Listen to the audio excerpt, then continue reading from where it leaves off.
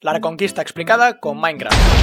Todo comienza en el año 711, cuando tropas musulmanas del Califato Omeya cruzaron el estrecho de Gibraltar y comenzaron una batalla por la península ibérica contra el reino visigodo, guerra que terminó en muy poco tiempo con una victoria total de los musulmanes, en la muy famosa batalla de Guadalete, ya que en apenas unos años casi toda la península ibérica quedó bajo control musulmán, convirtiéndose en lo que ahora se conoce como Al-Ándalus. Sin embargo, en el norte de la península, una pequeña parte logró resistir frente a los ataques. Y sí, básicamente la Reconquista es la historia de cómo esos pequeños reinos cristianos que lograron resistir fueron recuperando poco a poco el territorio durante casi 8 siglos. Al principio, la situación parecía clara, los musulmanes tenían mejores tropas, más organización y un sistema mucho más avanzado que el de los reinos cristianos. Mientras tanto, en las montañas del norte, los cristianos intentaban resistir con lo que podían. No había grandes ejércitos ni castillos impresionantes. Más bien eran comunidades pequeñas, dispersas y con recursos muy limitados. Pero entre ellas surgió un líder inesperado, Don Pelayo, que en el año 722 organizó una pequeña fuerza y se enfrentó al ejército musulmán en la famosa batalla de Covadonga, dando así comienzo a la Reconquista. Y a partir de ahí, poco a poco, se fue consolidando en el norte de la península el famoso reino de Asturias, que con el tiempo se expandiría y daría lugar al reino de León. Y este fue el primer paso de una larga cadena. Mientras en Asturias nació una monarquía cristiana, más al este surgían otros núcleos de resistencia cristiana. En los Pirineos se comenzaron a formar comunidades que acabarían convirtiéndose en el reino de Navarra. Y en la zona de lo que después serían Aragón y Cataluña también aparecerían condados que con los siglos se convertirían en el reino de Aragón. Pero eso sí, no te imagines la Reconquista como una línea recta en la que los cristianos siempre iban ganando, ya que es que para nada fue así. En realidad fue un proceso muy irregular. A veces avanzaban, a veces retrocedían y casi siempre estaban enfrentados entre ellos, ya que de hecho los cristianos pasaban tanto tiempo guerreando unos con otros como luchando contra los musulmanes. Y por si fuera poco, las alianzas no seguían un guión de cristianos contra musulmanes. Hubo muchísimas ocasiones en las que los reinos cristianos se aliaban con un reino musulmán para atacar a otro reino rival, así que como puedes ver, la política era un auténtico caos, llena de pactos temporales, matrimonios entre familias rivales y traiciones dignas de un guión de Juego de Tronos. Y mientras todo esto pasaba en el norte y se llevaba a cabo la reconquista de territorios, en el sur el poder musulmán alcanzaba su máximo esplendor, ya que de hecho en el siglo X, con el califato de Córdoba, la ciudad se convirtió en una de las más importantes del mundo, pero ese esplendor no duró para siempre, y con el tiempo el califato se rompió en pequeños reinos de taifas que eran como pequeños reinos independientes gobernados por distintos líderes musulmanes, y estos reinos, aun ser muy ricos culturalmente, eran políticamente débiles, y eso de hecho fue un regalo para los reinos cristianos, ya que al estar separados era más fácil atacarles, además de que los reyes cristianos se aprovechaban de la situación cobrando parias, que eran impuestos o tributos que los reinos musulmanes pagaban a cambio de no ser invadidos. Así los reinos cristianos se financiaban con el dinero de sus rivales y luego lo usaban para seguir conquistándolos, una estrategia redonda, y el gran punto de inflexión llegó en 1212 con la batalla de las Navas de Tolosa, donde varios reinos cristianos, Castilla, Navarra y Aragón, se unieron para enfrentarse a un enemigo común, los almohades, un poderoso imperio musulmán llegado desde el norte de África para reforzar al Andalus. Y esta vez sí que fue una gran batalla, y la aplastante victoria cristiana marcó un antes y un después, ya que a partir de ahí Castilla avanzó hacia Andalucía, Aragón se expandió hacia el Mediterráneo y Valencia, y poco a poco el mapa fue cambiando hasta dejar solo un pequeño reino musulmán en la península, el reino de Granada. Y llegando ya al siglo XV, todo estaba prácticamente decidido, ya que solo quedaba un reino musulmán, el de Granada, y ahí es donde aparecen los reyes católicos, Isabel de Castilla y Fernando de Aragón, que decidieron unir fuerzas formando el reino de España para terminar la reconquista de una vez por todas. Y tras 10 años de guerra en 1492, los musulmanes entregaron Granada y Boabdil, el último rey nazarí, tuvo que abandonar la ciudad entre lágrimas. Y de hecho, según la leyenda, su madre le dijo aquella frase lapidaria de llora como mujer lo que no supiste defender como hombre. Y por cierto, ese mismo año ocurrió otra cosa. Junto al Cristóbal Colón partió hacia el occidente y descubrió América. Es decir, mientras en Europa se cerraba la etapa de la reconquista, también se abría la expansión hacia un nuevo continente. Pero en resumen, la reconquista no fueron solo batallas, también fue una gran repoblación, construcción de ciudades, comercio y por supuesto la convivencia, a veces pacífica y a veces no tanto, entre cristianos y musulmanes. En muchos lugares se mezclaron lenguas, costumbres y hasta arquitectura, por lo que en definitiva la reconquista no fue una guerra continua, sino un proceso larguísimo lleno de alianzas, traiciones y avances lentos que duró casi 8 siglos, en una mezcla de fe, poder, ambición y política que terminó dando forma a lo que conocemos hoy como España y Portugal. Pero dicho esto, solo me queda agradecerte por ver el vídeo hasta el final, espero que te haya servido de algo, y si es así y quieres ver más resúmenes en el futuro, puedes suscribirte y darle a like, y ojo, activa la campanita para que YouTube te notifique de próximos vídeos, y mientras tanto, adiós.